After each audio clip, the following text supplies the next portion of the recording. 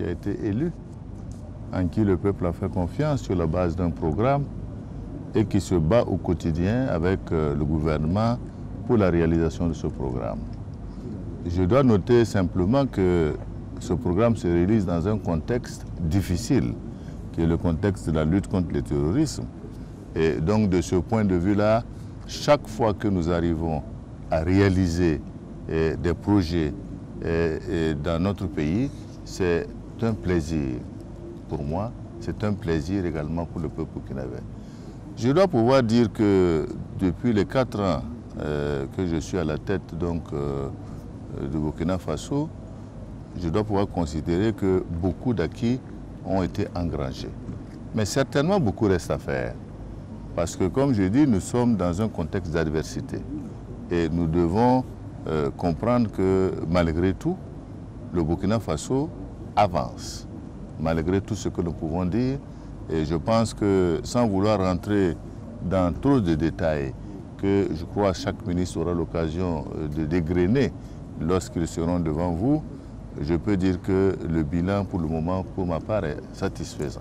On aura l'occasion d'évoquer certains de vos grands engagements. Et moi, je vais vous demander d'entrer un peu dans le détail du quotidien. Quel est le quotidien du président du Faso quand on reçoit ces nouvelles du front, des nouvelles qui ne sont pas très bonnes? Régulièrement, on reçoit de ces nouvelles-là. Quelque part, est-ce que vous avez un sentiment d'impuissance face à ces attaques répétées?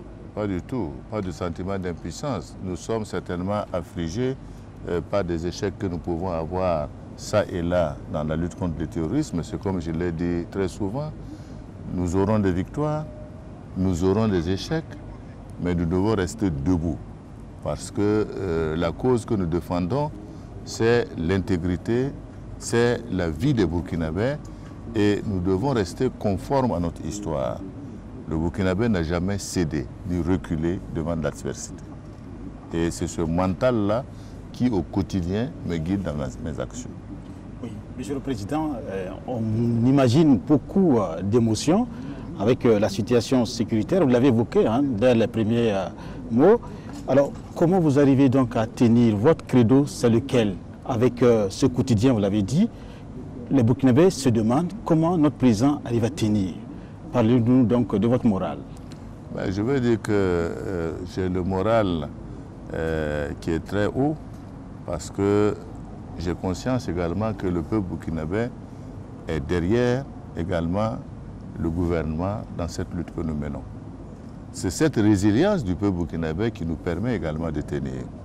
Et comme je le dis très souvent, nous devons nous dire que chaque peuple, dans son histoire, traverse des difficultés. Chaque peuple a traversé, quand vous regardez l'histoire de tous les peuples du monde, il y a eu des moments où ça a été très difficile. On doit être conscient que si nous nous soudons et que nous travaillons ensemble, si nous soutenons nos forces de défense et de sécurité, on arrivera au succès que nous escomptons.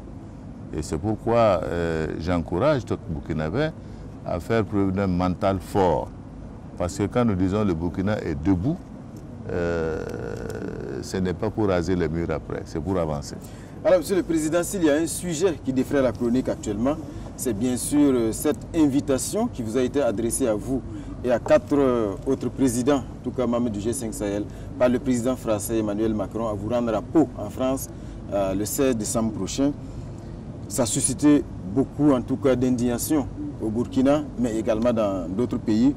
Déjà sur les termes, Monsieur le Président, on parle ici d'invitation ou de convocation, Monsieur le Président? Non, je dois dire que, vous savez, nous sommes dans un partenariat avec un certain nombre de pays, dont la France, dans le cadre de la lutte contre le terrorisme, qui est un combat international.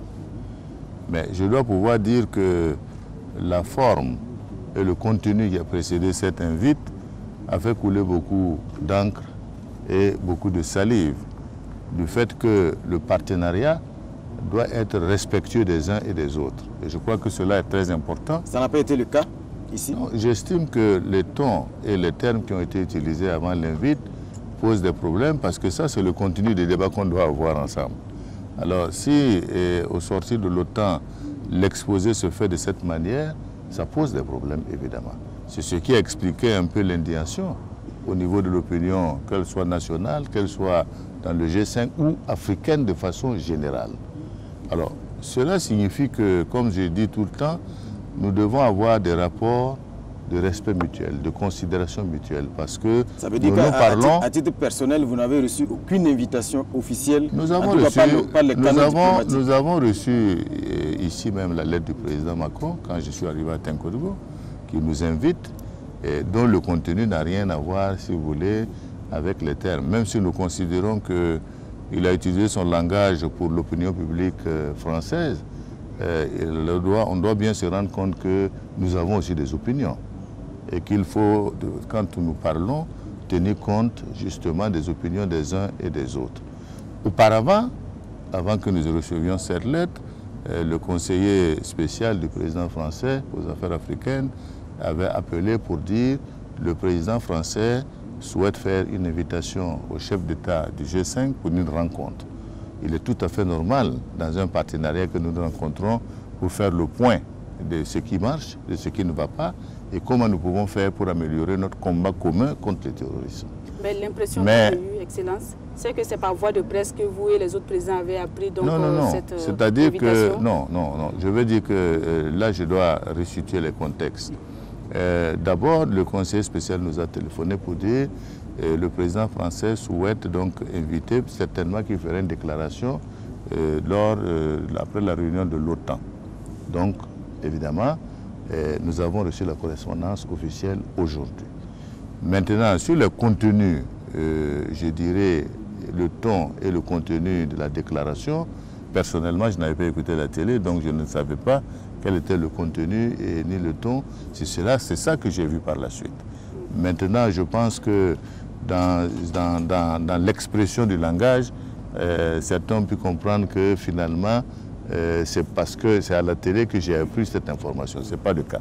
Mais le ton a semblé paternaliste et certains ont vu donc des relents néocolonialistes. Non, je pense que c'est pourquoi j'ai dit le ton a causé plus de problèmes, évidemment. Et comme vous savez, chacun y va de son interprétation. Mais la lettre qui a été adressée n'a pas du tout le même contenu que, je dirais, le ton. C'est comme j'ai dit, je comprends que, évidemment, la question était de rassurer l'opinion publique française sur les engagements du président français. Mais en même après le décès des 13 après le décès des 13 soldats. Mais en même temps, quand on le fait de cette manière, on oublie que les autres aussi ont une opinion. Et que quand les opinions se télescopent, ça devient des problèmes. Et ça crée plus de problèmes qu'il n'en faut.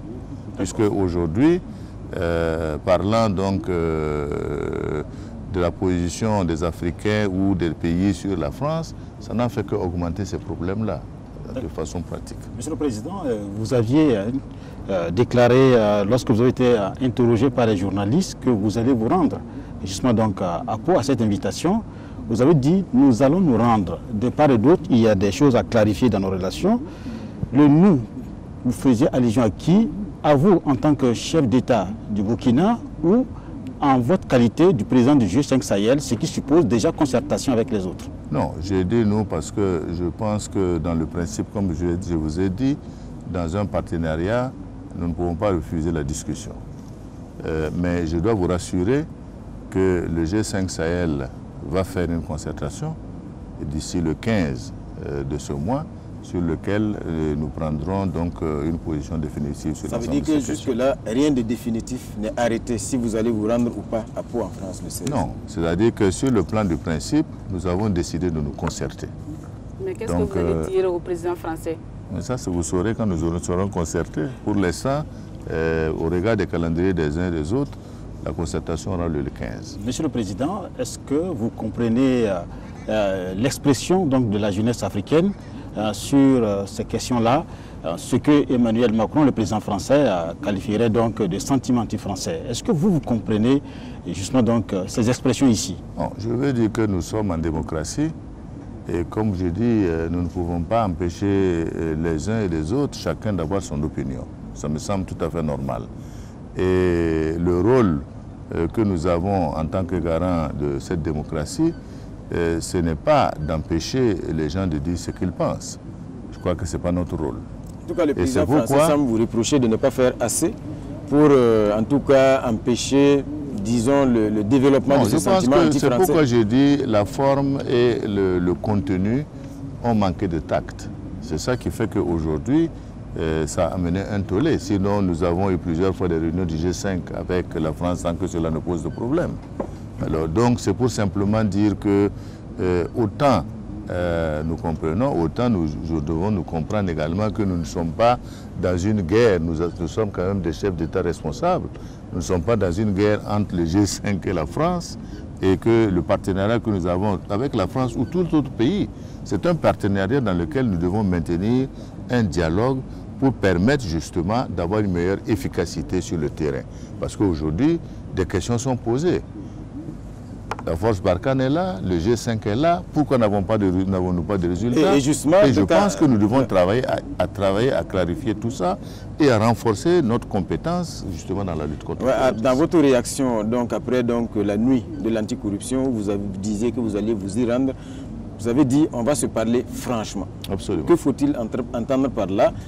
Est-ce que ça sous-entend que jusque-là, tout n'est pas franc dans la relation entre vous et puis la France? Non, c'est pour dire qu'aujourd'hui, le constat qu'on peut faire globalement, c'est que tout le monde est conscient qu'il y a un problème d'efficacité de la lutte contre le terrorisme dans le Sahel.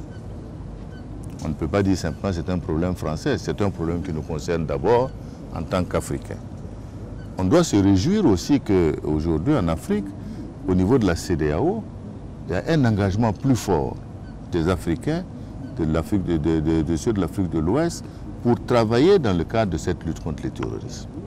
Donc je pense qu'il est important que nous puissions nous rencontrer pour voir quelle est la mission. Que Barkhane ne fait pas assez aujourd'hui aux côtés de nos forces de défense? Non, vous savez très bien que du point de vue de l'opinion, les gens pensent que Barkhane ne fait pas assez. Mais également, Barkhane fait son travail. Est-ce que nous devons, nous, continuer à penser que nous devons reposer notre sécurité sur la France? Ou est-ce que nous aussi, nous devons nous assumer pour assumer ce combat que nous devons mener? Et nous pensons que le fait que la CEDEAO s'engage avec nous, ça va permettre de renforcer la coalition qui va lutter contre le terrorisme. Le président français menace de retirer ses troupes aussi. La position des États africains n'est pas clarifiée. Les États donc du G5 Sahel. Est-ce qu'on est préparé au niveau du Sahel à l'éventualité du retrait des troupes françaises? De toute façon, je pense que même si les troupes françaises doivent se retirer, je pense qu'il est très important, justement, c'est pourquoi j'ai dit qu'il faut qu'on clarifie un certain nombre de choses, que nous voyons justement le moratoire dans lequel cela va se faire. Parce que pour l'instant, Barkhane est basé certainement au Mali.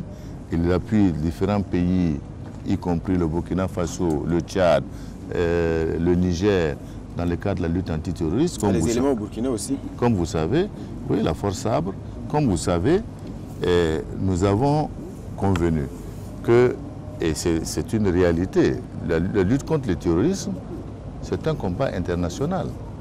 Ça implique tous les pays. Quand vous prenez la Syrie, ça a été une coalition internationale qui a fait la bataille en Syrie contre le terrorisme.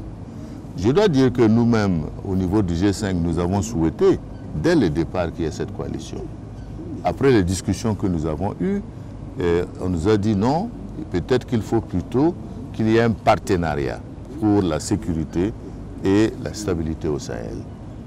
Alors aujourd'hui, le président Macron parle bien sûr de coalition aujourd'hui. Donc ça veut dire que nous allons avancer dans une clarification de l'ensemble de ces questions. Est-ce que ce partenariat peut se faire dans le cadre de l'Union européenne? Parce qu'au sein de ces lieux, il y a des voix aussi qui s'élèvent pour réclamer plus d'engagement au Sahel dans la lutte contre le terrorisme.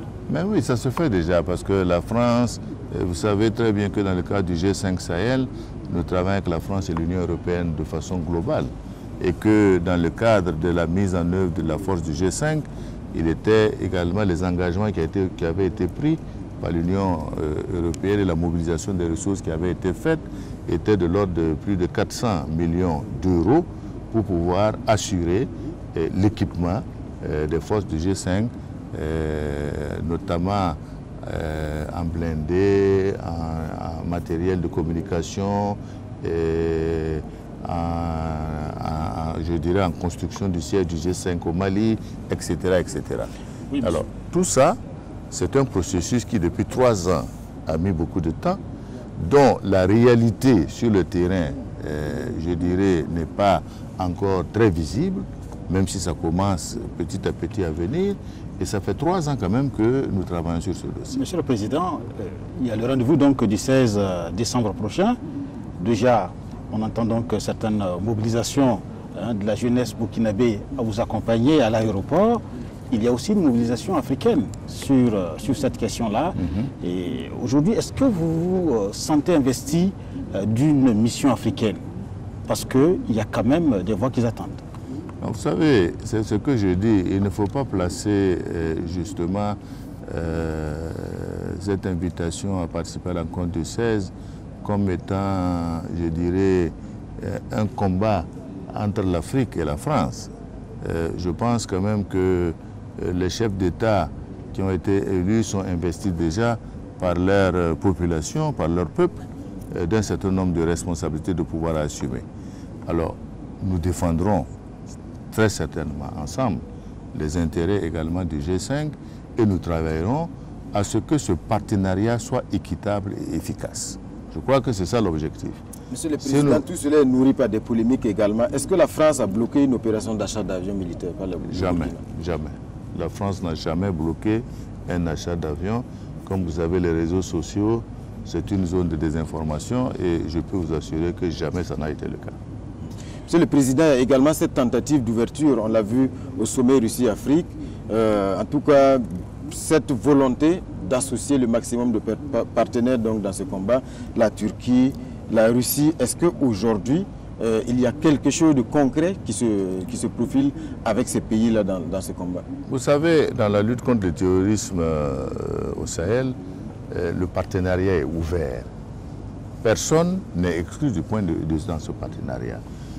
Donc, comme vous le savez, le Burkina Faso a signé des accords de coopération également militaire avec, je dirais, la Russie, la Fédération de Russie. Et donc, s'ils veulent participer à la lutte contre le terrorisme, c'est je dirais, la porte est ouverte. Que ce soit la Russie, que ce soit les pays arabes. On a vu par exemple en Centrafrique, l'engagement russe ne plaît pas à la France. Oui, mais ça, n'empêche que les Russes y sont. Ça ne change rien au fond. Donc je veux dire que la lutte contre le terrorisme est une lutte où, évidemment, tous les pays qui peuvent apporter une contribution à ce combat, nous sommes prêts à les recevoir dans cette action. Vous êtes le président en exercice du G5 Sahel. Le G5 Sahel aujourd'hui, en tout cas, vole plutôt de réunion en réunion. On a l'impression jusqu'à présent que véritablement cette coalition, ou en tout cas cette volonté des 5 pays de mettre ensemble leurs efforts, tarde à produire véritablement les effets sur le terrain. Est-ce que vous y croyez toujours? Parce que beaucoup aujourd'hui perdent patience dans la montée en puissance, notamment de la force conjointe. Nous sommes tout à fait d'accord que le G5, c'est quand même une initiative nouvelle qui permet à 5 pays de pouvoir regrouper ensemble des forces dans le cadre de la lutte contre le terrorisme, je dirais, au Sahel. Comme vous le savez, il faut noter que cette, je dirais, métastase du terrorisme, je dirais, au Sahel, la première base et la première cause, ça a été justement la situation en Libye qui a été provoquée à l'époque par l'éviction du colonel Kadhafi qui a amené justement le fait que la Libye est devenue une base de formation de terroristes. Et c'est cette situation qui s'est métastasée dans notre région et qui a créé une zone de trafic d'armes, de trafic de drogue, de trafic, etc. Alors, c'est pour dire que la situation que nous vivons au niveau du G5 Sahel, nous avons à peu près 5000 hommes qui sont sur le terrain, qui travaillent en même temps, je dirais, dans leur pays, tout en ayant des opérations communes que nous devons faire ensemble. Mais on n'a pas, pas véritablement de résultats. Je vais dire ceci, laissez-moi terminer. Je vais dire ceci, ces pays que vous savez, ce sont les pays les moins développés et les moins avancés, qui, sur le plan budgétaire, font déjà des efforts importants, qui vont de 13 à 30% du budget national, au mépris, je dirais, des actions de développement et des actions allant dans le domaine social. Alors, c'est pour dire qu'on peut reprocher, évidemment, au G5 de ne pas mener, de ne pas donner beaucoup de résultats, mais je dois dire que lorsque nous avons fait la mobilisation des ressources, nous avons quand même mobilisé près de 400 millions d'engagements qui ne sont pas encore réalisés sur le terrain. Mais pourquoi ce n'est pas réalisé? Non, ce n'est pas réalisé pour des raisons de procédure, pour des raisons de décaissement au niveau de l'Union européenne et de procédure. Alors, ça fait 3 ans que cela dure. Ça veut dire que la montée en puissance du G5 n'a même pas atteint, je dirais aujourd'hui, 25 à 30% de ses potentialités. Oui, mais est-ce que ça ne va pas... Le second aspect, c'est que le G5 travaille sur un territoire qui est très vaste. Comme me disait quelqu'un la dernière fois, la mission que vous demandez au G5, c'est quasiment une mission impossible parce que 5000 hommes pour travailler sur l'ensemble de ces territoires, c'est comme une goutte d'eau dans la mer. C'est pourquoi nous nous sommes réjouis lorsque la CEDEAO a pris l'engagement également de travailler dans le cadre de ce combat pour pouvoir mobiliser $1 milliard en 5 ans. $1 milliard, la possibilité d'apporter des troupes sur le terrain, la possibilité d'apporter du matériel en commun pour lutter contre le terrorisme. Monsieur le Président, tout cela, c'est les mécanismes qui se mettent en place. Et pour l'instant, nous devons compter nous-mêmes sur nos propres forces pour le moment. Et justement, parlant de nos propres forces, on va parler de l'organisation et de l'équipement de notre propre armée. Aujourd'hui, on enregistre de plus en plus de victoires sur le terrain. Est-ce que c'est la résultante d'un changement de stratégie? Parce que longtemps, on a reproché à nos forces de défense et de sécurité d'être dans la réaction et jamais à l'initiative. Est-ce qu'aujourd'hui, clairement, c'est un changement de stratégie? Non, je dois pouvoir dire d'abord 2 choses. Nous devons féliciter nos forces de défense et de sécurité pour le travail qu'ils mènent, malgré tout ce qu'on peut dire. Il faut deuxièmement noter que la question du terrorisme, c'est un phénomène nouveau au Burkina Faso. Et ce phénomène nouveau, comme vous savez, les terroristes, c'est un félon qui agit, je dirais, sans prévenir. Et je pense que nos forces se sont aguerris au fur et à mesure des combats. Le second problème, c'est que nous avons procédé à un équipement, à un achat d'équipement relatif pour les forces de défense et de sécurité. Pendant longtemps, le vecteur aérien a été toujours un problème pour le Burkina Faso, parce que nous n'étions pas dotés de moyens aériens qui nous permettent, je dirais, d'aller sur le terrain pour bombarder ou pour attaquer des gens. Aujourd'hui, nous disposons aujourd'hui au Burkina Faso de moyens aériens. Nous avons 4 hélicoptères. Nous avons 4 hélicoptères qui chaque jour font un travail d'appui sur le terrain aux hommes. Et c'est important. Et je dois dire que c'est vrai, le fait également que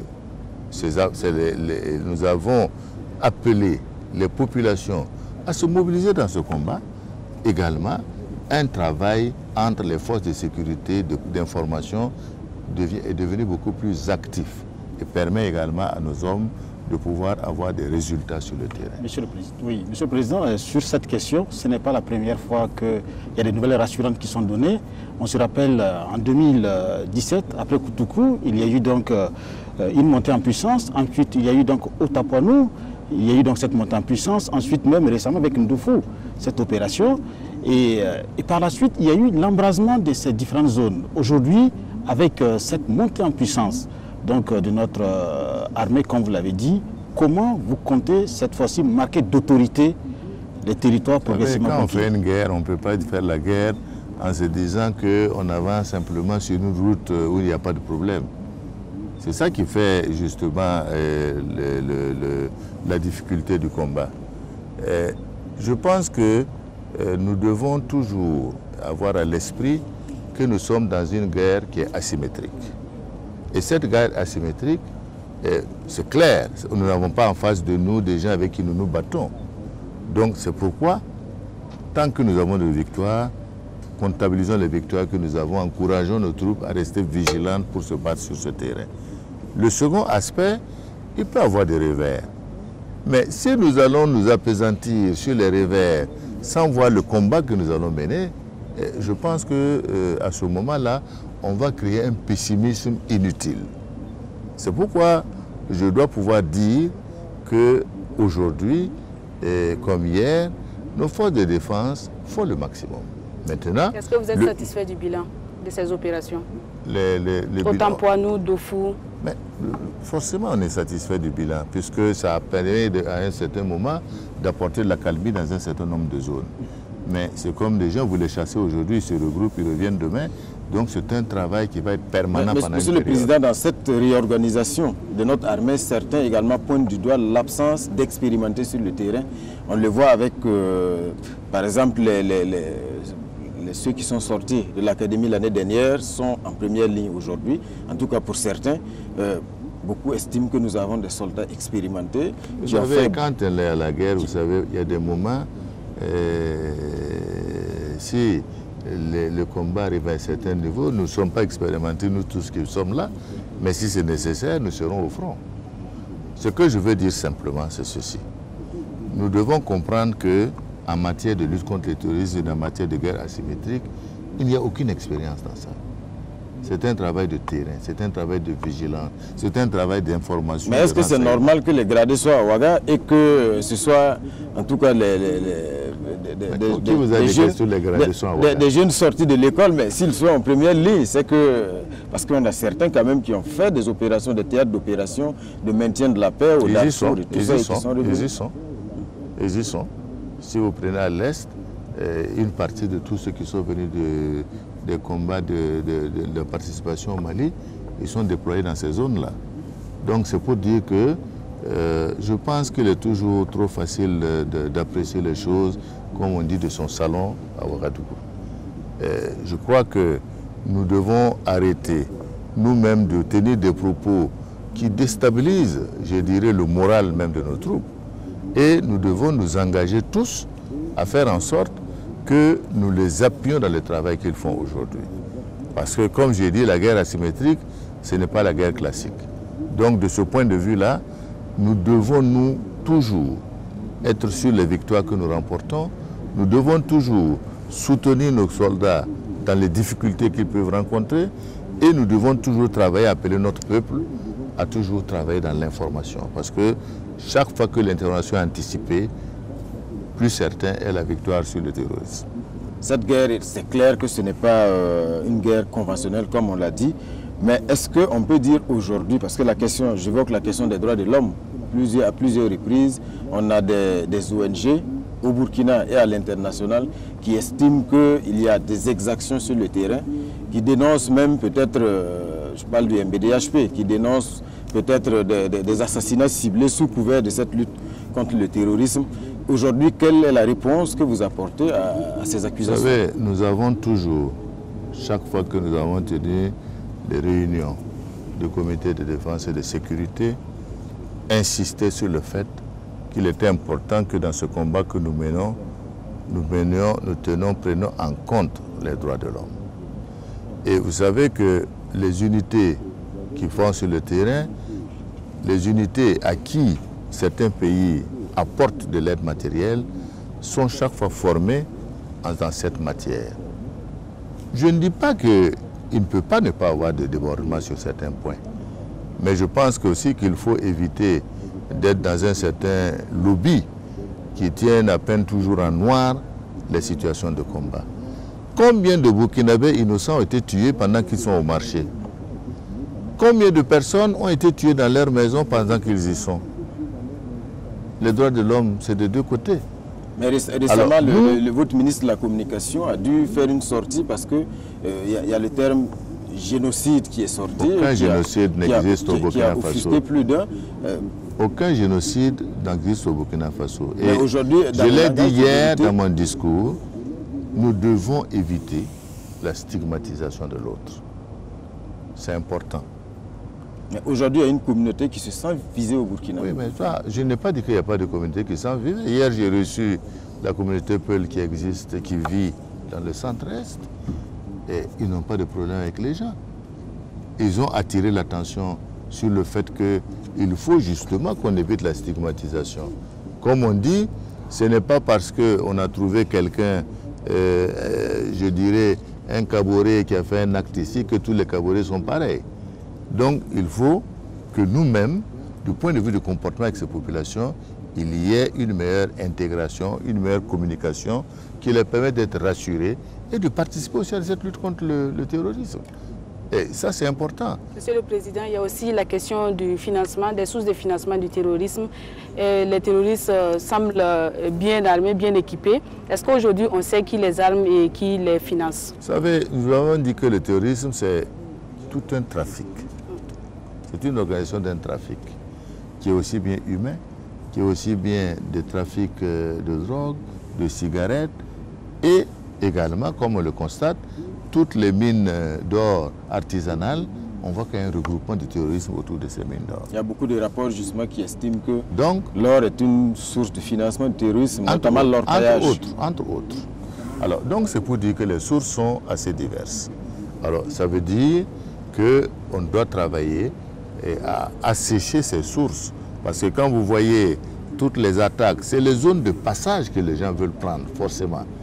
Donc, ils sont obligés de travailler à déboulonner toutes les bases qui sont installées ça et là par nos différentes forces armées.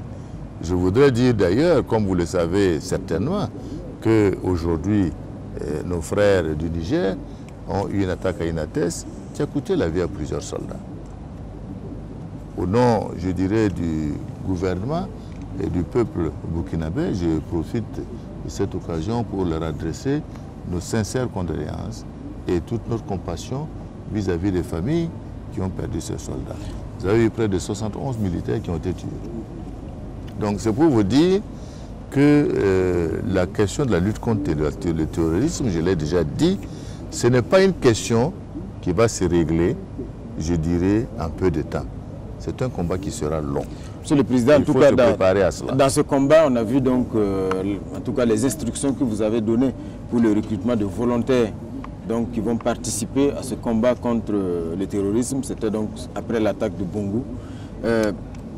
Aujourd'hui, concrètement, on a l'impression que c'est une décision qui a été prise sous le coup de l'émotion et qu'il n'y a rien qui encadre jusqu'à présent. Non, ce n'est pas sous le coup de l'émotion. Les textes sont prêts, seront adoptés probablement au prochain conseil par le gouvernement. Parce que vous savez très bien que lorsque j'ai lancé la nécessité de recruter ces volontaires, beaucoup de voix se sont élevées. Pour dire non, il faut éviter les infiltrations, il faut faire ceci, etc. Justement, qui seront ces volontaires-là? Nous avons tenu compte de l'ensemble de ces questions et nous avons envoyé des missions gouvernementales pour expliquer ce que nous entendons par volontaires. Ce sont des personnes qui seront recrutées dans un contingent qu'on limitera à un certain nombre, qui seront formées et qui auront également un guide de conduite de leurs actions. Ces volontaires, également, seront rattachés aux éléments de défense et de sécurité dans les zones où ils devront opérer. Est-ce que c'est dans la même vision que ces populations du BAM qui s'étaient levées donc, et en tout cas qui entendaient s'organiser pour prendre en main leur propre sécurité? De toute façon, nous avons demandé, il est nécessaire que les populations s'organisent. Ça me semble nécessaire. Parce que vous savez très bien que si nous sommes basés dans une ville où il y a des troupes militaires et qu'un problème se pose, parce que nous avons plus de 8000 villages, dans un village qui se trouve à 20 km, le temps que les forces de défense arrivent là-bas, ce qui devait se faire est déjà fait. Par contre, si nous avons des volontaires dans cette zone, je veux dire que l'anticipation peut se faire déjà pour permettre de réduire l'élongation entre les forces de défense et le lieu où se trouve la crise. Mais les dérives... D'accord.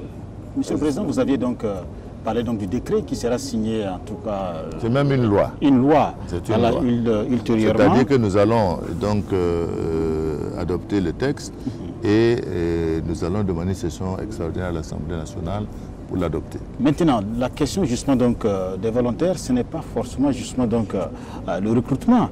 C'est qu'est-ce qu'on en fait plus tard. Vous savez que nous avions un programme national de volontariat qui fixe quand même des délais. C'est pas la même chose. Ce ne sera pas donc le même concept. Non. Donc, est-ce qu'ils auront un salaire? Est-ce que c'est une carrière militaire? Tout ça, ça sera pris dans les textes. Vous serez au courant au moment où nous prendrons les textes. Mais Monsieur le Président... Je ne vais pas anticiper sur la réponse à ces questions maintenant. Monsieur le Président, le terrorisme a ébranlé la cohésion sociale. Est-ce qu'avec le recrutement de ces volontaires, il n'y a pas de risque qu'après leur service, donc, il y ait des dérives qu'on constate au niveau de la société? Non. Est-ce qu'ils seront rendus à la vie civile? Je pense qu'il ne faut pas être pessimiste sur toutes les mesures qu'on doit pouvoir prendre pour améliorer la sécurité du pays. nous faisons toujours des anticipations, je dirais, négatives. La cohésion sociale a été distendue parce que les terroristes ont fait en sorte de monter les communautés entre elles, de montrer qu'il y a des communautés qui sont mauvaises et qu'il faut forcément aller contre ces communautés. Notre travail à nous, nous devons travailler à réunifier les communautés.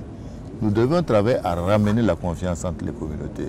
Parce que de façon historique, le Burkina Faso a été toujours caractérisé comme étant un pays où la coexistence entre les religions, les communautés, etc.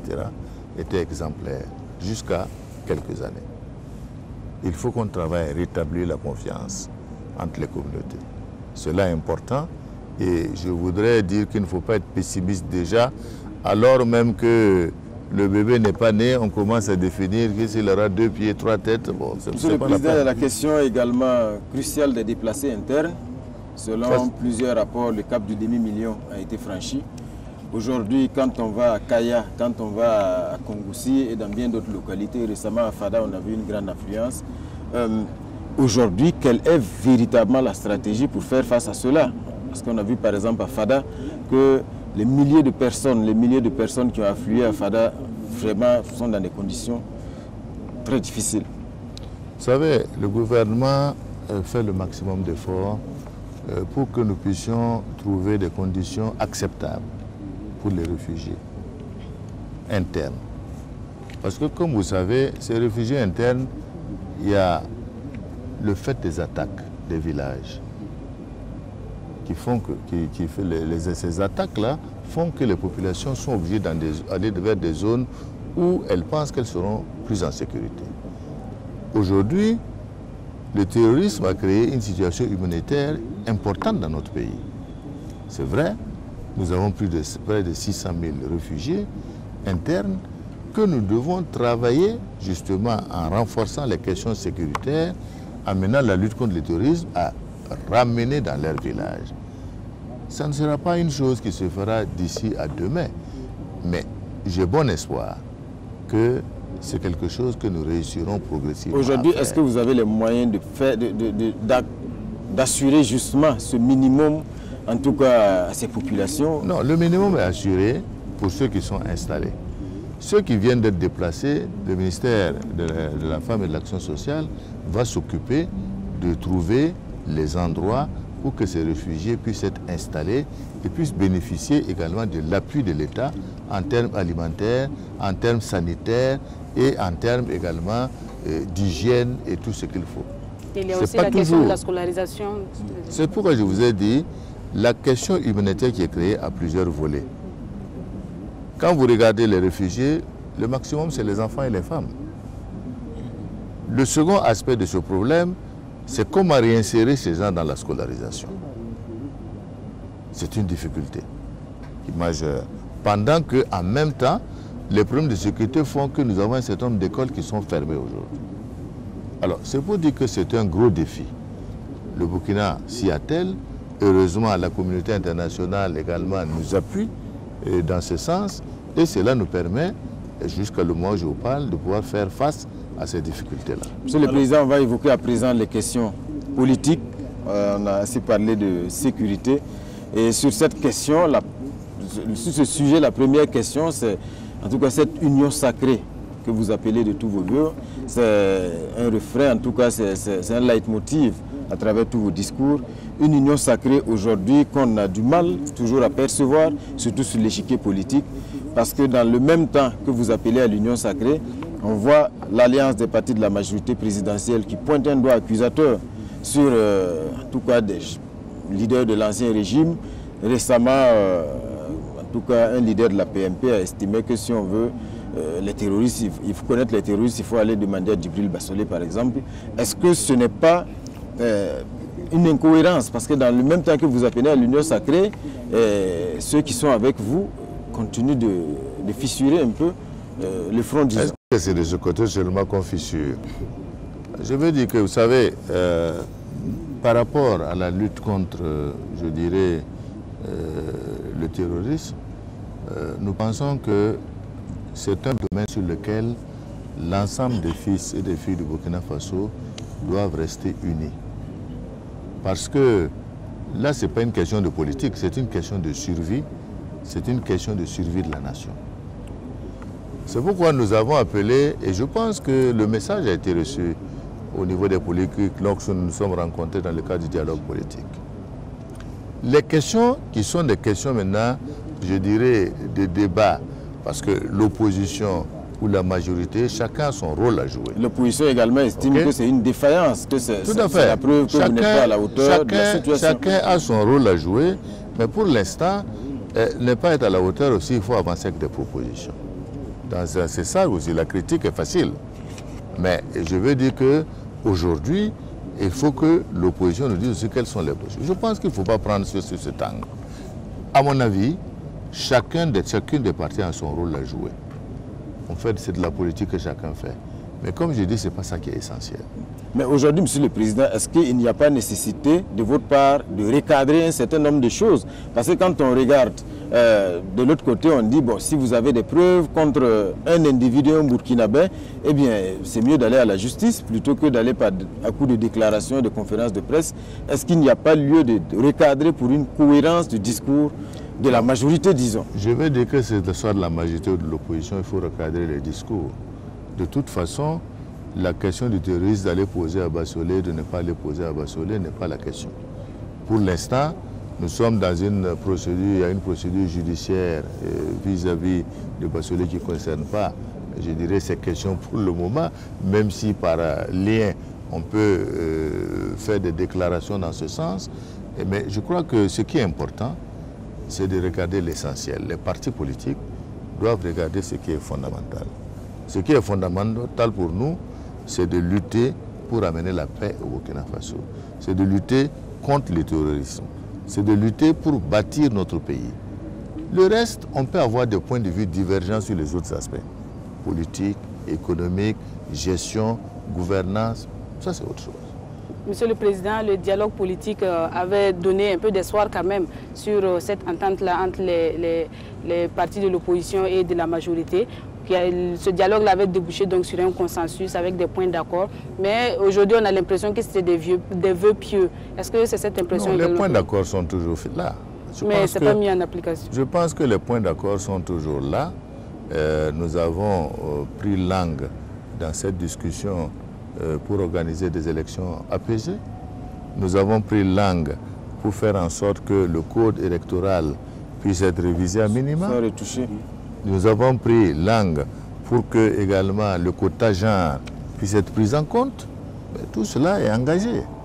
Maintenant, je vais dire qu'il y avait d'autres aspects qui avaient été évoqués. La nécessité de demander aux Burkinabés de contribuer financièrement à l'effort de guerre. Nous avons demandé au comité de suivi de continuer, je dirais, à travailler pour nous faire des propositions en ce sens. Nous avons mis un comité justement pour éviter qu'il n'y ait pas de non-mise en application. Ce comité est censé, s'il y a des points qui ne sont pas mis en place par le gouvernement, à relancer le gouvernement pour que ce soit fait. Donc c'est pour dire que vraiment nous avons défini un cadre qui est opérationnel. Et je pense qu'on ne peut pas dire que nous n'avons pas de part et d'autre respecté. Et j'ai salué l'opposition, notamment les chefs de file de l'opposition, d'avoir accepté de participer à cet exercice. Et vous-même, vous savez qu'au départ, personne n'y croyait. Mais aujourd'hui, c'est un exercice qui a porté ses fruits à mon sens. Et justement, donc, l'une des questions abordées lors donc, de ce dialogue politique, c'était bien sûr donc, la question du genre. Alors donc, il y a donc ce débat autour donc, du quota aujourd'hui. Il y a une certaine opinion qui pense que le projet de loi proposé par le gouvernement marque en tout cas un recul fondamental, contrairement donc à l'ancienne disposition. Comment vous expliquez ce fait aujourd'hui, Monsieur le Président? Je voudrais simplement dire que le projet de loi, c'est le fruit du consensus qui est sorti de cette rencontre. Il s'agit d'abord d'accepter le fait que le principe de la liste alternée a été accepté par tout le monde. Maintenant, la question qui est posée aujourd'hui en débat, c'est comment pouvons-nous faire pour que cette liste alternée soit effectuée par tous les partis politiques. Alors, les partis ont posé le principe en disant, Nous n'avons pas mis de contraintes, sauf des bonus. Si on respecte, il y a la possibilité d'ajouter quelque chose à ce parti dans le cadre donc, de son travail politique, financièrement, un appui financier supplémentaire. Or, s'il n'y a aucune contrainte pour les partis, on peut être certain, parce que ce n'est pas la première fois que ce débat arrive. Quand j'étais président de l'Assemblée, nous avons eu le même type de débat. S'il n'y a pas de contrainte, on peut être sûr qu'on n'aboutira pas au 30%. Est-ce que vous êtes favorable à cette contrainte, à cette clause qui contraindrait les partis? Je suis le président du FASO. J'ai réuni les partis pour discuter.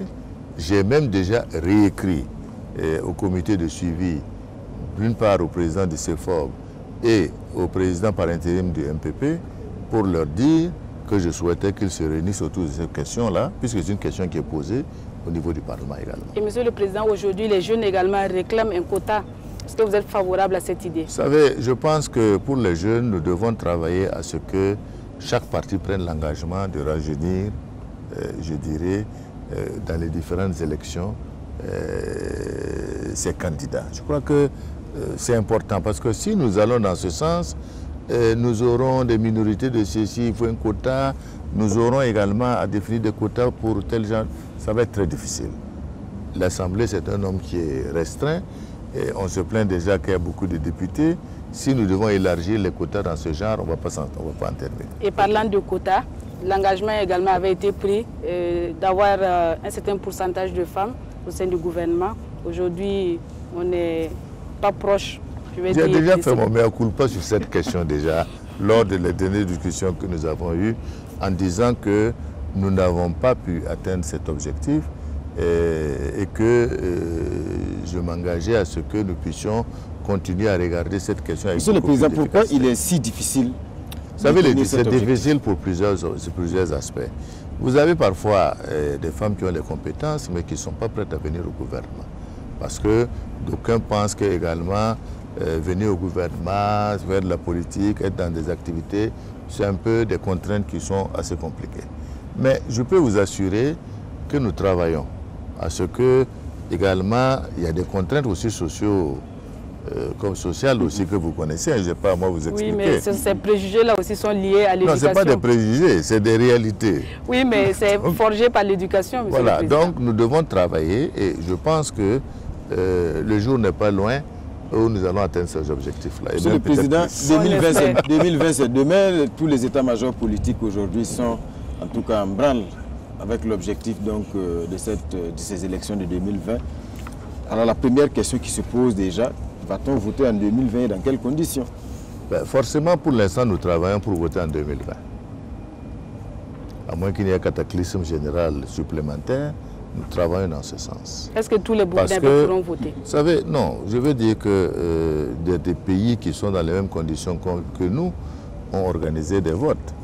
Bon, donc il ne faut pas que nous, a priori, nous commencions à dire non, est-ce que tout le monde va voter, etc. Pour l'instant, nous sommes organisés en ce sens. Les seules contraintes que nous avons aujourd'hui, c'est le coût de cette élection, qui est très élevé. Alors, donc, nous sommes dans des discussions avec la CENI pour voir comment nous pouvons ramener le budget des élections à des niveaux et à des proportions qui sont compatibles avec le budget de l'État et compatibles avec l'appui de nos partenaires techniques et financiers. Alors, donc, ça c'est la contrainte. Le second aspect, on a le temps encore de voir comment les questions sécuritaires se résolvent d'ici là. Donc, je voudrais insister sur le fait que, pour l'instant, travaillons avec un esprit d'optimisme. Oui, Monsieur le Président, sur cette question-là, est-ce que vous aviez donc des scénarios déjà disponibles? Vous dites que est-ce que vous avez donné, des délais pour l'évaluation? Auquel cas, si l'on ne pouvait pas avoir donc d'élection, est-ce qu'on envisage aussi donc l'habillage donc de cette disposition-là? Comment on compte l'habiller? Bon, pour l'instant, je vous ai dit, on n'est pas encore à ce stade de discussion. On appréciera les choses au fur et à mesure qu'on avance. L'opposition a dit que vous n'aurez pas de lenga. Je n'ai pas de lenga sur quoi? Non, le mandat c'est 1 an. Donc après les 5 ans, mon mandat est terminé. Maintenant, on repart pour une élection de 5 ans. Maintenant, on verra bien. En fonction des difficultés, on appréciera les choses. Et vous êtes candidat pour 2020? J'ai déjà répondu à cette Le question. président est déjà candidat. Peut-être la question qui se pose aujourd'hui, c'est ce qui se passe au sein du MPP. Qu'est-ce qui se passe? Bon. Enfin, alors, quand on regarde aujourd'hui, il y a certains qui estiment, par exemple, que le président de l'Assemblée nationale a un agenda parallèle à l'agenda du parti. Certains lui prêteraient même des intentions. Là, ce sont des rumeurs, on ne peut pas vous poser la question sur des rumeurs. Mais aujourd'hui, est-ce que vous n'avez pas des appréhensions sur la bonne santé de votre parti? Aucunement. Je peux vous répondre qu'il n'y a aucun agenda qui est caché nulle part. Et je pense que l'histoire est devant nous. Nous aurons l'occasion d'en reparler en son temps. Monsieur le Président, vous avez dit que vous avez déjà répondu donc à la question si vous serez candidat ou pas, on le sait. Vous avez dit constitutionnellement, vous aviez donc droit à cette possibilité. Voilà, la possibilité. Alors la question c'est, est-ce que c'est un droit constitutionnel que vous voulez donc satisfaire, ou bien c'est vous avez parlé de mea culpa, il y a un mea culpa politique sur la gouvernance. Vous donnez donc plus de chance pour régler les questions des Burkinabés. Non, je dis simplement, ce n'est pas une question. On n'est pas président parce que automatiquement on peut le faire. Ce n'est pas l'objet. L'objet, évidemment, c'est de pouvoir continuer à travailler pour la réalisation d'un certain nombre d'objectifs. Mais comme je l'ai dit, rien n'empêche que je sois candidat. Maintenant, il appartiendra au parti, etc., de pouvoir, en son temps, vérifier et décider si cette candidature doit se faire. Monsieur le Président, on va faire à présent le point de quelques grands engagements que vous avez pris et qui sont assez emblématiques, disons, zéro corvée d'eau, zéro école sous paillotte. Alors sur ces deux questions, est-ce que aujourd'hui on peut dire que vous êtes dans la trajectoire pour l'atteinte de cet objectif, zéro corvée d'eau, et qu'en 2020, tous les Burkinabés pourront avoir de l'eau potable à leur disposition? Je ne peux pas dire que tous les Burkinabés. Ce que je voulais dire simplement, lorsque nous avons parlé de zéro corvée d'eau, c'était de dire que nous devons faire en sorte que nos femmes, qui chaque matin doivent faire des kilomètres pour aller chercher de l'eau à 15-10 kilomètres de leur zone, puissent voir rapprocher, je dirais, les points d'eau de leur habitation. Aujourd'hui, l'engagement qui avait été pris, c'est de faire 7500 forages sur les 5 ans. Au mois de novembre, nous sommes à 7200. Donc, de ce point de vue-là, c'est un travail qui va se faire de façon progressive. Mais je dois pouvoir dire, malgré les 7500 forages qui seront faits, on ne peut pas dire que tout le Burkina Faso, tous les villages seront à proximité de l'eau. Donc, c'est pour dire, nous avons commencé, les objectifs qui étaient fixés dans le programme seront atteints, probablement d'ici 2020, mais on n'aura pas réglé les problèmes de l'eau, parce que si vous voyez aujourd'hui, au Yatenga, il y a des problèmes d'eau, à Kupela, il y a des problèmes d'eau, ici même où nous sommes, il y a des problèmes d'eau, et que nous sommes en train de travailler à ce que, à partir de Bagré, on fasse une adduction d'eau ici, à partir de Guiti, on fasse une adduction d'eau à Wayuguya, à partir du barrage que nous allons construire à Kupela, ça permet de donner de l'eau à Kupela, à Boulsa et à Putenga. Donc, il y a aussi la question des écoles sous paillotte. Les écoles sous paillotte, nous sommes aujourd'hui à 60% de réalisation des écoles sous paillotte. Parce que comme je vous l'ai dit, vous construisez aujourd'hui des écoles, vous avez encore de nouvelles écoles sous paillotte qui se mettent en place. Donc c'est une course-poursuite, mais nous sommes aujourd'hui à 60% de réalisation. Mais les nouvelles écoles sous paillotte qui naissent, c'est toujours avec le concours de l'administration. Mais oui, mais non, c'est le concours de l'administration, mais je veux dire que dans tous les cas de figure, vous savez très bien que quand les gens comptent des classes, ils essaient de se débrouiller pour poursuivre et ça pose des difficultés. Mais en toute date de cause, je dois pouvoir vous dire que nous travaillons dans ce sens. Monsieur le Président, on va évoquer à présent le Front social. Actuellement, on a un semblant d'accalmie. En tout cas sur le terrain qui s'observe. Mais l'inquiétude qui se présente, c'est que c'est sur la question du respect des engagements. Parce que quand on regarde, que ce soit avec les agents du ministère de la Santé, que ce soit avec les agents du ministère de la Communication et bien d'autres secteurs, aujourd'hui l'inquiétude c'est sur le respect des engagements parce que bien souvent, il ne s'agit pas d'engagements nouveaux, mais on demande juste au gouvernement de mettre en œuvre des engagements qui ont été pris. Est-ce qu'aujourd'hui, je dois pouvoir vous dire que le Premier ministre a déjà donné l'accord sur ces questions en disant tous les engagements qui sont pris, le gouvernement travaille à les réaliser. Mais nous ne prendrons pas de nouveaux engagements. Aujourd'hui, nous avons demandé qu'il y ait justement une trêve sociale. Parce qu'aujourd'hui, la situation que nous traversons impose un peu plus de responsabilité à chacun de nous. C'est pour cela que la trêve sociale est une nécessité pour nous permettre ensemble de pouvoir construire, de pouvoir réaliser les acquis et de pouvoir nous donner la chance de pouvoir améliorer plus tard les conditions de vie des citoyens. Alors, c'est pour dire que cette réponse nous a été déjà donnée. Le Premier ministre a dit les engagements que nous avons pris, nous travaillons à les tenir. Et c'est ce quoi nous sommes. Oui, sur la question justement donc, de la trêve sociale demandée, vous avez la problématique donc, de l'UTS qui a été posée par donc, les syndicats et dans l'avant-projet justement donc, de la loi des finances, la question semble avoir été actée alors que le gouvernement venait donc de remettre un document aux syndicats pour examen. Finalement, comment l'on peut travailler à consolider cette trêve sociale-là si l'on n'est pas forcément sur les mêmes longueurs d'onde? Je pense qu'on sera sur les mêmes longueurs d'onde. Parce que lorsque nous parlons de l'UTS, c'est un travail qui est fait par le gouvernement pour pouvoir faire en sorte de ne pas trop pénaliser les personnes. Mais nous devons tous savoir que nous ne pouvons pas toucher des indemnités sans payer quand même une contribution pour le trésor public. Alors, ce travail va se faire et nous allons discuter avec les syndicats pour que nous nous comprenions bien. Parce que comme je dis toujours, chaque fois qu'on prend une mesure, on n'attend pas, on commence à être sur l'aspect pessimiste, ça va être ceci, le gouvernement ne veut pas travailler avec les syndicats.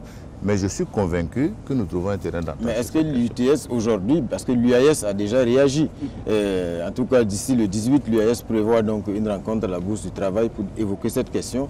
Est-ce que ça ne peut pas être déjà, parce qu'on a l'impression qu'au moment où la trêve était en train d'être observée, non, ce n'est pas une trêve comme ça, nous voulons une trêve formelle. Ce n'est pas une trêve, ça ce que vous observez, ce n'est pas... Non, nous voulons une trêve formelle, discuter avec les syndicats. Mais là, avec de ce point de vue-là, je veux dire simplement que le gouvernement et les syndicats vont se rencontrer pour discuter. Et ce sont des questions qui seront au centre des discussions avec les syndicats pour leur montrer la procédure que le gouvernement conçue. Et je suis convaincu qu'on trouvera la théorie. Monsieur le Président, avec l'UTS, on parle d'une double taxation pour les fonctionnaires qui payent donc l'UTS, mais qui payent également la TVA sur tous les produits qu'ils achètent. Tout le monde paye la TVA, oui, ce n'est pas les fonctionnaires seulement. Alors donc, ce n'est même pas une question qui peut être posée à ce stade.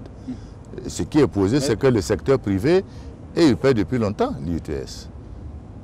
C'est uniquement le secteur public qui ne le paye pas. Sur les indemnités, vous voulez dire? Sur les indemnités. Mais ici, Monsieur le Président, ce que les syndicats, et d'une manière générale, en tout cas les fonctionnaires dénoncent, c'est qu'on a l'impression que le pouvoir d'achat aujourd'hui recule parce qu'il y a des nouvelles taxes qui ont été instaurées sur les véhicules. On a également le prix du carburant qui augmente. Tout cela, en tout cas, donne l'impression qu'on va chercher dans la poche du citoyen et surtout des plus pauvres. Tout le monde n'a pas de véhicule. Ceux qui ont des véhicules, ce sont ceux qui ont quand même relativement des moyens. Et comme on est... Ce n'est plus un luxe, le véhicule. Ah non, absolument. C'est ceux qui ont les moyens. Et comme on dit, on ne peut chercher les moyens que chez ceux qui en ont. Alors, de ce point de vue-là, je veux vous rassurer que l'objectif du gouvernement n'est pas de réduire, je dirais, le niveau de vie des travailleurs. Non, l'objectif, c'est que nous ayons un cadre de développement cohérent, où nous sommes conscients que l'argent là, on ne peut pas tirer ça d'ailleurs que du fruit de notre propre richesse. Alors, de ce point de vue-là, je veux vous rassurer que sur toutes ces questions, c'est des questions sur lesquelles je suis convaincu qu'avec les travailleurs, nous trouverons justement les liens pour pouvoir résoudre dans la sérénité ces différentes questions et pouvoir travailler justement à cette trêve sociale pour laquelle nous sommes tous engagés. Oui, et qu'en est-il de la remise à plat des salaires? Ça avait été présenté comme la solution pour régler le problème de l'éducation. La remise à plat des salaires est toujours à l'ordre du jour et nous allons relancer le comité pour que nous puissions en discuter de manière à ce que nous puissions travailler sur cette remise à plat. Mais est-ce qu'aujourd'hui, nous n'avons pas, parce que aujourd'hui, ce n'est pas devenu maintenant peut-être une illusion que de penser qu'on peut mettre les salaires à plat, parce que quand on regarde le cas par cas se poursuit, les magistrats disent que ne veulent pas du tout être associés. Il n'y a plus de cas par cas. On n'a plus de cas par cas dans les mécanismes. C'est fini. Nous avons dit, nous allons remettre de toute façon, vous savez très bien que même dans le dialogue politique que nous avons eu, c'est un aspect qui est ressorti. La remise à plat, il faut le faire.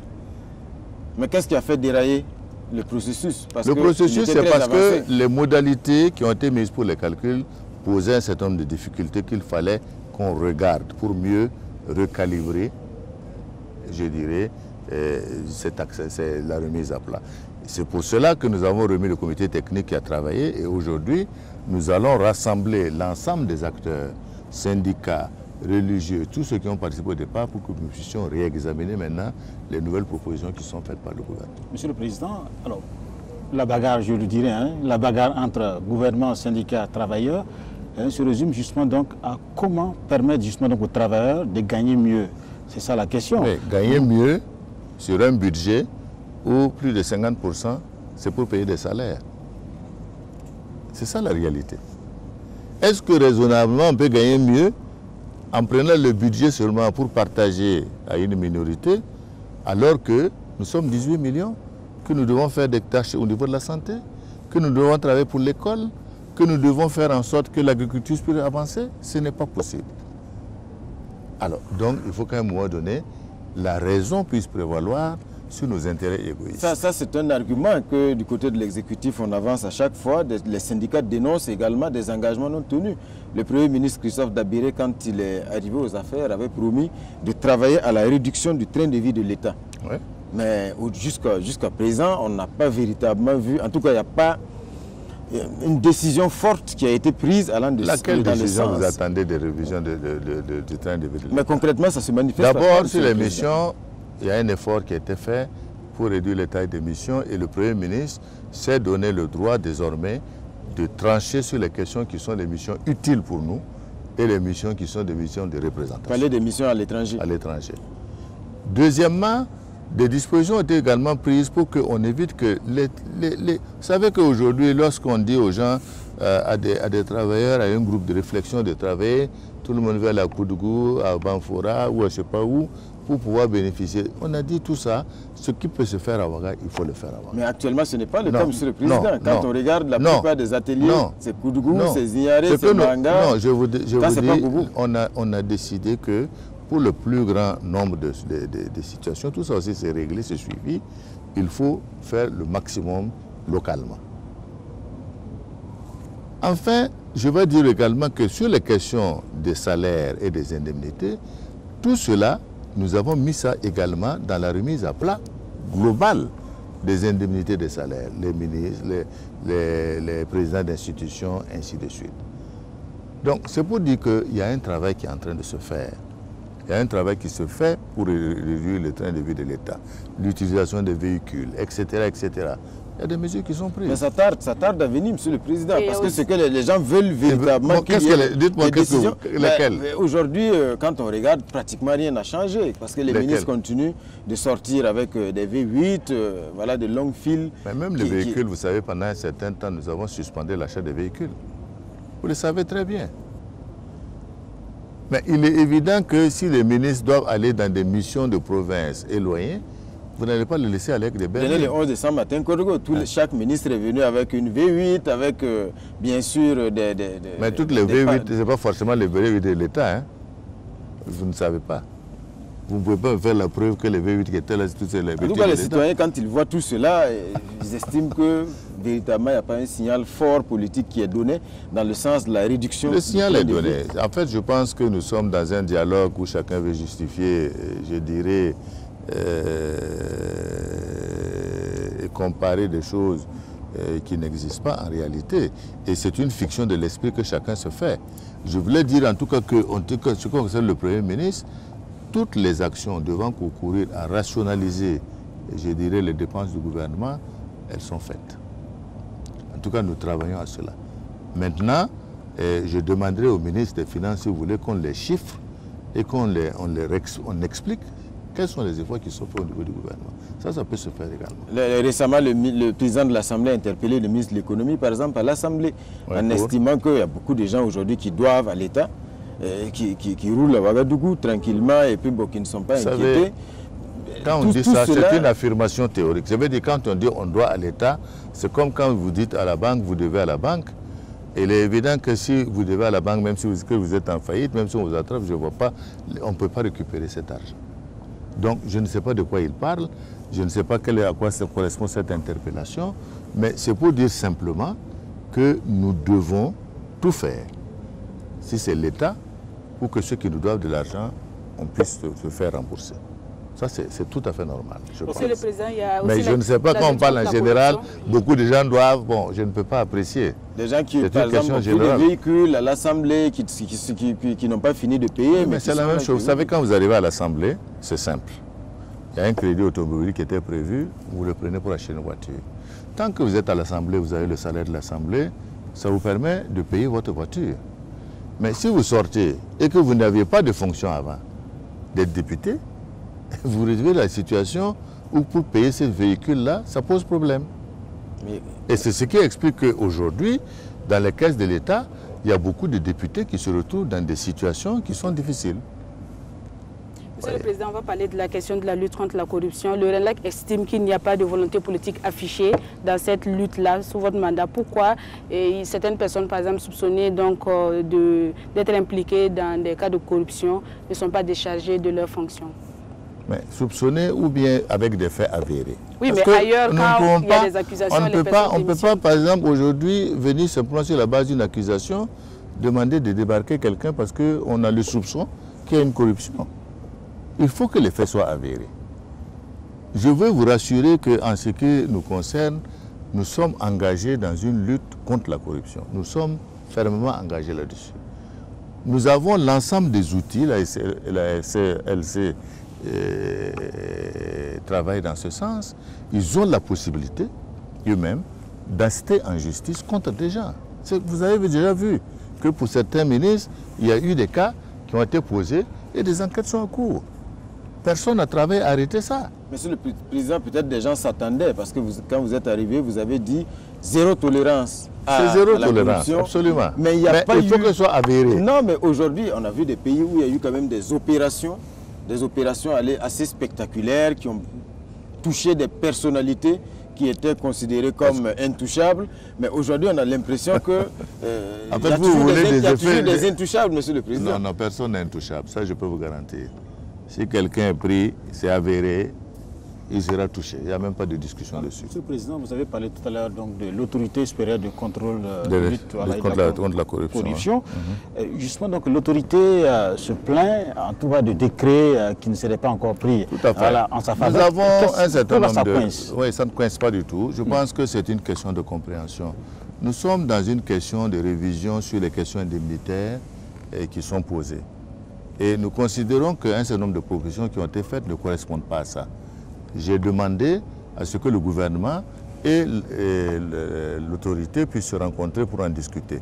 C'est vrai que pour différentes raisons, le gouvernement n'a pas pris la disponibilité pour que ces débats se mènent tôt. Et j'ai pris l'engagement auprès de l'autorité que dès que nous rentrons, on va recommencer ce travail-là pour en finir. Monsieur le Président, on va évoquer à présent d'autres questions d'actualité également. Aujourd'hui, les réseaux sociaux que certains considèrent comme étant, en tout cas, la plaie de notre pays actuellement, l'impression qu'on a, c'est que les lois sont votées, mais qu'il y a une certaine frilosité ou un manque de courage politique, en tout cas, à mettre un peu de l'ordre, parce qu'aujourd'hui, on a l'impression que c'est les réseaux sociaux qui gouvernent le pays, à la limite, Monsieur le Président. Non, vous savez, les réseaux sociaux, c'est un domaine un peu compliqué, qui n'a pas été réglementé, que nous avons commencé à réglementer sur les questions qui concernent les aspects de sécurité et les aspects d'information, de photos qui sont diffusées pêle-mêle au niveau donc, des réseaux. Mais je dois vous dire que les réseaux sociaux, ce n'est pas simplement au Burkina Faso que ça crée problème, ça crée problème partout. Certains même vont jusqu'à dire qu'il faut supprimer les réseaux sociaux. Ce qui va être un problème qui concerne les libertés. Déjà, même lorsque nous avons voulu prendre les textes sur les questions de sécurité, quel était le tollé qu'on n'a pas eu? On veut en prendre aux libertés, empêcher les gens de dire ce qu'ils pensent, etc. etc. C'est parce qu'il y avait un flou, monsieur le président. Non, c'est même avec les règles. Même avec les règles, aujourd'hui, c'est toujours la même histoire. Mais en tout état de cause, nous allons nous pencher sérieusement sur cette question et nous avons demandé à ce que les textes soient appliqués. Si on n'applique pas les textes, ça veut dire que nous-mêmes, on favorise le laxisme dans ce travail-là. Et c'est pourquoi je pense que, comme je l'ai dit, même ceux qui ont créé les réseaux sociaux ont trouvé que c'est une grande perturbation qu'ils ont amenée, je dirais, dans tous les pays du monde. Il y a cette question de la démoralisation des troupes. La plupart du temps, on a vu récemment un activiste qui avait été interpellé sur ce chef d'accusation, la démoralisation des troupes. On a l'impression aujourd'hui qu'on peut tout mettre dedans, monsieur le président. Mais pourquoi pas? On peut mettre tout dans quoi? C'est normal. Si dans l'expression de démoralisation. Si vous produisez des textes qui vont dans ce sens, on est obligé de vous interroger là-dessus. Ça me semble évident. Vous ne pouvez pas vouloir qu'on prenne des textes et nous reprocher de ne pas les appliquer. Je ne vois pas comment on va faire. Force doit rester à la loi, c'est tout. Si ce n'est pas ça, à ce moment, la personne expliquera, voilà le contenu de mon texte, je ne vois pas en quoi je suis concerné. Et il y a un problème dans l'administration parce que la plupart du temps, les fuites viennent forcément de l'intérieur. Oui. Quand on voit des documents censés être confidentiels qui se retrouvent sur les réseaux sociaux, là, manifestement, il y a un véritable problème qui n'est pas forcément des réseaux sociaux, mais Nous avons eu ce cas à la présidence, mais cette personne a été retrouvée et nous l'avons exclue de la présidence. Donc, c'est un travail que chacun doit faire dans son domaine pour être ferme sur ces questions-là. Et souvent aussi, on retrouve des photos qui ont été prises sur le théâtre d'opération et qui se retrouvent également sur les réseaux sociaux. Mais oui, mais vous savez, il faut du matériel technique pour pouvoir détecter parfois d'où partent ces informations. Et nous sommes en train de travailler dans ce sens. Est-ce qu'il ne faut pas peut-être empêcher les militaires d'être sur le front avec des smartphones pour faire des photos? On ne peut pas, et c'est vrai qu'on ne peut pas, c'est une solution qui peut être envisagée, mais c'est difficile d'envoyer quelqu'un à des kilomètres et de le couper de tout. Et ça, c'est la difficulté. C'est le type de téléphone qui est en question ici. Parce qu'aujourd'hui, même à Ouagadougou, il n'est pas rare de voir des forces de sécurité, des éléments qui sont assis, mais qui sont sur les réseaux sociaux. En fait, ils sont en train de naviguer tranquillement sur le téléphone. Non. Pendant que... on est d'accord, c'est une réflexion à mener, mais je pense que pour l'instant, dans le contexte où nous sommes, c'est un peu difficile de gérer les questions de cette manière-là. Monsieur le Président, vous aviez parlé tout à l'heure justement donc, du matériel spécifique pour tracer justement donc, les personnes de mauvaise intention sur les réseaux sociaux. Est-ce que vous avez prévu, par exemple, une loi de programmation sur la sécurité intérieure afin d'équiper progressivement justement donc, et la police et la gendarmerie de matériel spécifique sur une certaine période? C'est vrai que déjà il y a cette loi donc, pour l'armée. Voilà. C'est vrai que nous n'avons pas encore de loi de programmation pour les forces de sécurité intérieure, mais comme nous sommes en train de relire, je dirais, les textes sur la sécurité de façon générale, pour bien définir le rôle aussi bien de la gendarmerie, de la police, de l'armée, dans, je dirais, la sécurisation du pays, ce sera une opportunité effectivement que nous puissions mettre en place ce dispositif-là. Mais ne vous inquiétez pas, nous travaillons à l'acquérir et ça sera pour très bientôt aussi. Monsieur le Président, il y a une question également qu'on ne peut s'empêcher de vous poser. C'est vrai que nous sommes dans un pays laïque, c'est la crise à la communauté musulmane aujourd'hui. Il y a eu une assemblée générale extraordinaire à Bobo-Dioulasso qui a désigné un autre président de la communauté musulmane. L'ancien président est toujours là à Ouagadougou. Quelle est votre lecture de la situation? Est-ce qu'aujourd'hui, on ne peut pas craindre que ces dissensions au sein de la communauté musulmane ne constituent encore un motif, disons, de fracture sociale et même de risque d'insécurité? Non, je voulais simplement dire que je pense que de part et d'autre, chacun saura raison garder. Il m'est difficile de m'impliquer dans une discussion dont les fondements, je ne les connais pas. Et je pense qu'à partir du moment où chacun, la base sur laquelle chacun est dans l'islam, c'est la base de la croyance en Dieu, et je pense que la tolérance et l'esprit des discussions devraient permettre à ces personnes-là de pouvoir se mettre d'accord sur un processus de sortie de cette crise. Ni la bagarre, ni la confrontation on apportera un plus à la communauté musulmane. On a un ministère chargé des cultes. Est-ce qu'il n'y a pas lieu de prendre les devants pour éviter le pire? Non, il n'y aura pas de pire parce qu'on suit ça comme du lait sur le feu. Au niveau de l'administration territoriale, au niveau de la sécurité et la gendarmerie, c'est quelque chose que nous suivons. Et nous allons continuer les discussions avec les uns et les autres pour amener à ce qu'on trouve la ligne médiane qui permette à chacun de sortir par le haut. Parce que si nous continuons simplement à faire des bagarres, je dirais, de sous-groupes, ce sera néfaste pour la communauté et ce sera dommageable, je dirais, de façon fondamentale, quand on sait que quand même l'islam représente également une grande partie de notre population. Cette communauté est souvent aussi une interlocutrice justement donc, du gouvernement par rapport à la situation. Aujourd'hui, avec qui vous discutez quand il y a vous avez la fédération islamique qui regroupe tout ce monde, y compris la communauté musulmane. Notre interlocuteur, c'est la fédération islamique avec laquelle nous discutons. Qui a tenté d'ailleurs d'apporter sa contribution à la résolution de la crise avec beaucoup de difficultés. Mais en tout état de cause, nous continuons à penser que nous devons procéder par le dialogue, par l'apaisement, par le fait qu'ils ont foi en Dieu et à partir de ce moment-là, on doit éviter toutes les crises de nature à apporter des difficultés majeures dans le pays. Alors, Monsieur le Président, on va parler d'une autre question d'actualité qui concerne beaucoup plus la sous-région. C'est la question du franc CFA. Comment, donc, selon vous, le processus d'abandon du franc CFA doit se faire au profit de cette monnaie commune ECO? Vous savez, je voulais dire d'abord que l'ECO est une monnaie qui a été définie dans le cadre de la CEDEAO. C'est une monnaie qui doit être flexible, c'est une monnaie qui doit être fondée sur un panier de monnaies et également c'est une monnaie que nous devions, dans le cadre de ce marché, ce vaste marché, adopter ensemble. Alors, il se trouve que, évidemment, les critères de convergence sur les déficits budgétaires, etc., nous n'avons pas les mêmes critères de convergence. Donc, 2020, c'était la date butoir pour que nous puissions passer, je dirais, à l'ECO, mais il se trouve qu'il faut que un certain nombre de pays fassent des efforts budgétaires pour pouvoir respecter, je dirais, ces critères de convergence. L'idée qui avait été développée, c'est de dire les pays qui seront prêts au tenter commenceront à créer la monnaie en attendant que ceux qui ne sont pas encore prêts respectent les critères pour y venir.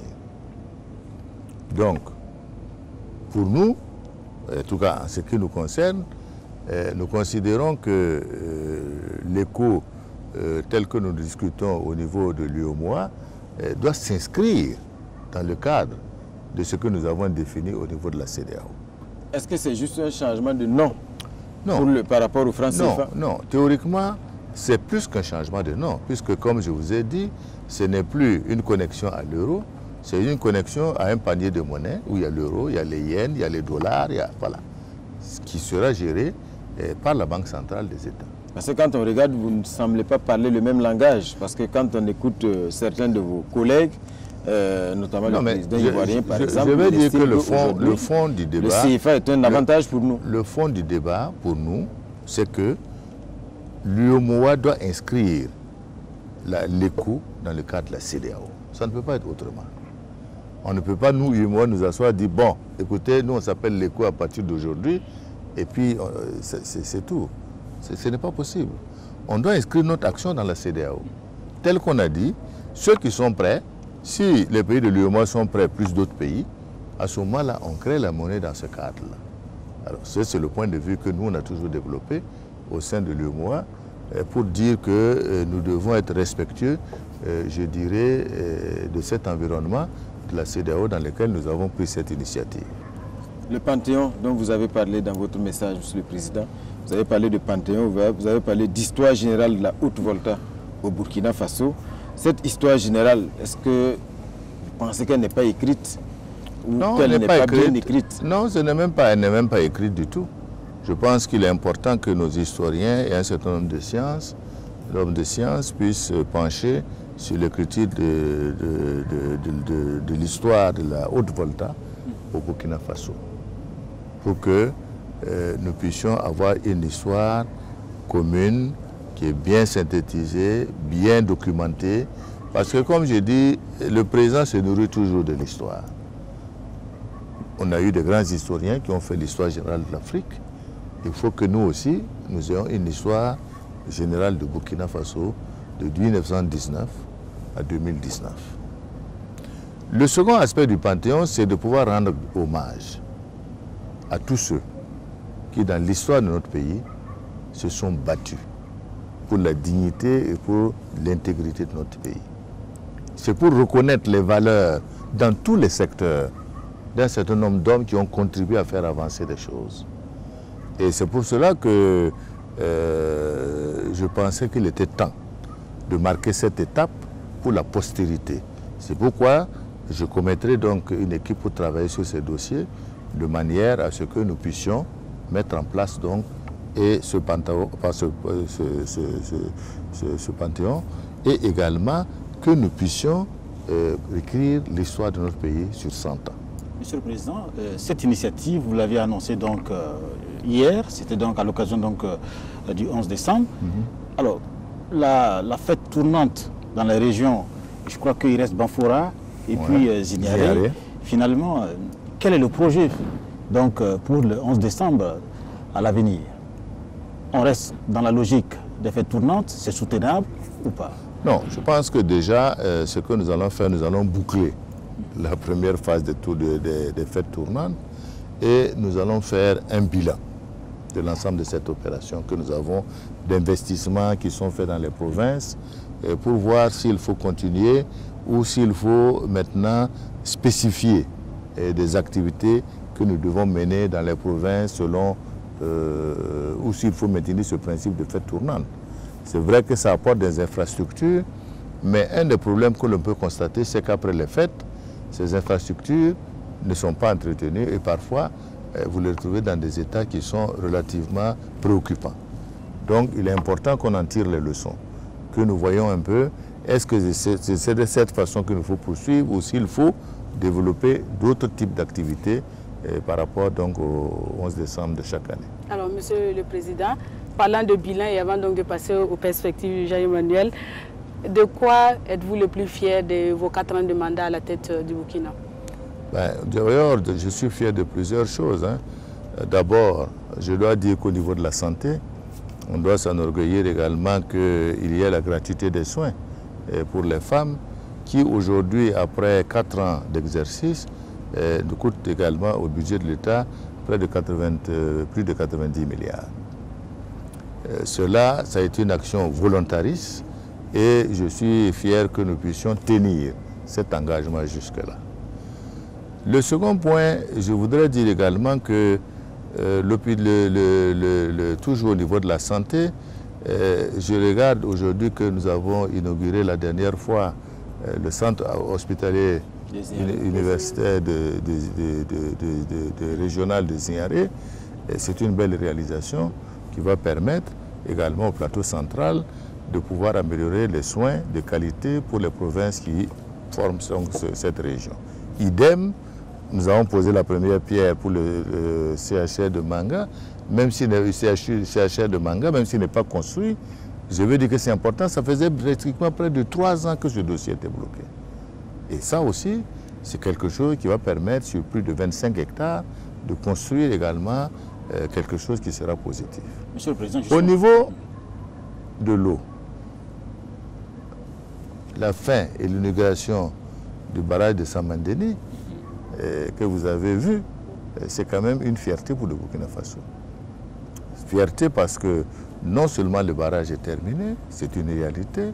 Sur le plan des poissons, ça permet déjà de rentabiliser et de permettre à des gens de pouvoir tirer des bénéfices monétaires sur la pêche, mais également, nous avons déjà 1500 hectares qui vont être préparés, sur lesquels nous avons déjà les financements qui vont permettre de développer progressivement de l'agriculture, faire de la transformation de produits, donc en quelque sorte l'agro-business.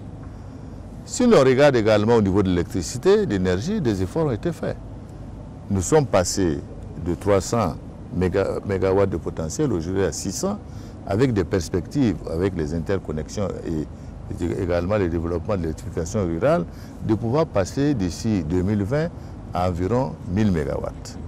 Donc je pense que c'est des progrès qui sont notables que nous pouvons également montrer. Au niveau de l'enseignement, également des choses ont été faites. Je vous ai dit, les écoles supérieures, nous sommes à 60%. Les CG, nous devions faire environ 320. Nous en avons fait près de 450. Alors, je veux dire qu'il y a des réalisations quand même qui sont concrètes, qui sont faites et dont nous devons nous enorgueillir parce que dans le contexte où nous sommes, je pense que des bilans plus détaillés qui seront faits dans le cadre du Programme national de développement économique et social permettront de voir que malgré tout ce qu'on peut dire, il y a des choses qu'on a pu faire qui, durant les mandats qui sont passés, n'ont pas pu être faits. Et je voudrais dire que c'est pour cela que lorsque nous allons remettre ou mettre à la disposition des populations ces réalisations et qu'on voit le bonheur qui s'exprime, ça nous encourage à aller plus en avant. C'est pas de la pré-campagne? Aucune pré-campagne. L'opposition dénonce une pré-campagne. Non, je ne sais pas, vous savez. Tout devrait à un an des élections. Dois-je laisser... Des routes, non, attention, les règles sont codifiées dans le code. Jusqu'à le présent, je suis soucieux et respectueux de ces règles-là. Si les périodes qui sont fixées par le code arrivent, je ne participerai à aucune inauguration. Et on n'en fera même plus d'inauguration du tout, pour respecter le cadre réglementaire et légal. Mais pour l'instant, on ne peut pas me dédier le droit d'aller inaugurer des choses qui ont été faites par nous ou qui ont été terminées par nous. Alors, Monsieur le Président, vous avez parlé tout à l'heure justement donc, de la gratuité donc, des soins. C'est une fierté pour vous. Vous avez expliqué que cela coûterait donc plus de 90 milliards donc, à l'État burkinabé. Est-ce que jusqu'à quand vous allez pouvoir tenir justement donc, cet engagement? Est-ce que vous pensez déjà à un mode de financement de cet engagement aussi? Pour l'instant, c'est le budget national qui finance ça, cet engagement-là d'abord. Le second aspect, c'est que chaque fois que nous allons dans les provinces, nous voyons également que c'est avec fierté que des femmes, des hommes nous disent vraiment cette mesure-là nous a aidés, mais encore, il y a de la vigilance à opérer sur ces aspects-là. Parce que, comme je dirais, le facteur humain, parfois est toujours un vecteur de déviation des objectifs du gouvernement. Et c'est pour ça que nous avons demandé au ministre de la Santé d'assurer un suivi pour être certain que les dispositions que nous mettons en place pour les différents CSPS sont bel et bien utilisées à bon escient pour faire ce travail-là. Il y en a qui le font par intégrité, par sérieux. Il y en a aussi qui posent des problèmes de temps en temps. Et je pense que c'est des situations qu'il nous faut regarder pour rendre ça beaucoup plus opérationnel. Mais pour l'instant, nous allons continuer à nous battre pour tenir cet engagement. Il nous reste juste 2 minutes. En quelques mots, il vous reste aujourd'hui 1 an de mandat. Comment vous entrevoyez cette dernière année? Aujourd'hui, il est clair que la question sécuritaire est devenue une priorité. Alors comment vous voyez, en tout cas, le reste de ce mandat-là? Comment vous l'envisagez? En tout cas, moi d'abord, je vois avec, je dirais, optimisme le combat que nous menons contre le terrorisme. Même si ce n'est pas un combat que nous menons parce que le Burkina Faso n'est pas un terrain isolé. Nous avons plusieurs frontières. Quand c'est la paix, c'est un avantage. Quand c'est des problèmes de terrorisme, c'est un désavantage. Parce que les frontières sont poreuses. Mais j'ai bon espoir que nous allons arriver à réduire de façon substantielle les effets du terrorisme dans notre pays. Le second aspect, c'est qu'il reste 1 an, il n'y a pas 36 choses à faire, il faut continuer à travailler pour l'intérêt du pays, dans tous les domaines sur lesquels je me suis engagé. C'est la dernière ligne droite. Tout ce que nous pouvons faire dans cette ligne droite, nous devons travailler à les réaliser dans l'intérêt du peuple burkinabé. Alors, ce que je voudrais simplement dire, c'est que, en tout cas, le gouvernement est engagé pour cette activité et comme je vous l'ai dit, nous travaillons toujours dans l'axe de l'organisation des élections en 2020. C'est une élection certainement qui se déroule dans un contexte compliqué, mais osons espérer que les taux, nous allons les desserrer d'ici là pour permettre aux Burkinabés de retrouver une certaine sérénité qui leur permette d'aller élire celui qu'ils pensent capable de pouvoir conduire demain la nation vers un avenir beaucoup plus radieux. Monsieur le Président, ça va être le mot de la fin. En tout cas, 1h30 d'entretien. En tout cas, ce temps qui nous était imparti est achevé. Voilà, mesdames et messieurs, il ne reste plus qu'à vous dire merci. Merci d'avoir suivi ce grand entretien que le président du Faso nous a accordé ce soir au pied-à-terre, ici même à Tinkodogo. Merci de nous avoir suivis et à très bientôt pour notre grand rendez-vous. Merci beaucoup.